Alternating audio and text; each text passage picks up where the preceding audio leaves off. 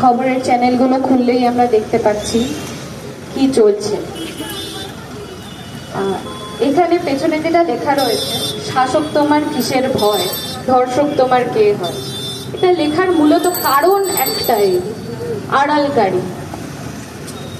শাসক এবং ধর্ষক তাদের মধ্যে জানি না কিসের সম্পর্ক, কিন্তু যেইভাবে প্রথম দিন থেকে জিনিসটাকে আড়াল করার চেষ্টা হয়ে এসেছে, এবং তারপরে আমরা গতকাল যেটা দেখতে পেয়েছি, গত 2-3 দিন ধরে যেটা চলছে, জুনিয়র ডাক্তাররা একটা দাবি রেখেছেন, সেই দাবিকে অমান্য করার জন্য যেইভাবে যেখান থেকে পারছে কিছু কিছু কথাবার্তা তুলে নিয়ে চলে আসছেন সবাই।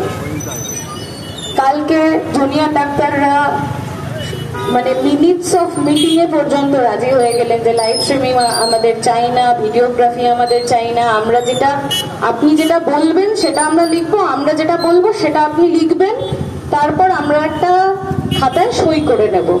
সেই জিনিসটাকে পর্যন্ত কার্যত নাকচ করে দেওয়া হয়েছে। সেইখানে দাঁড়িয়ে জুনিয়র ডাক্তারদের আর্তনাদ, কান্না আমরা দেখতে পেয়েছি। সেখানে দাঁড়িয়ে আজকে এই আমাদের প্রতিটি রাত দখল বা আরো বিভিন্ন জায়গায় রাত দখল চলছে। আজকে তো অনেকগুলো দিন কেটে গেল।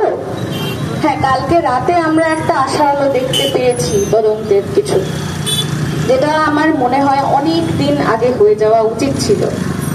তো সেখানে দাঁড়িয়ে এই শাসক এবং ধর্ষকদের মধ্যেখানে যারা দাঁড়িয়ে রয়েছেন আড়ালকারী হিসেবে, তাদের বিরুদ্ধে আমাদেরকেই স্বর তুলতে হবে।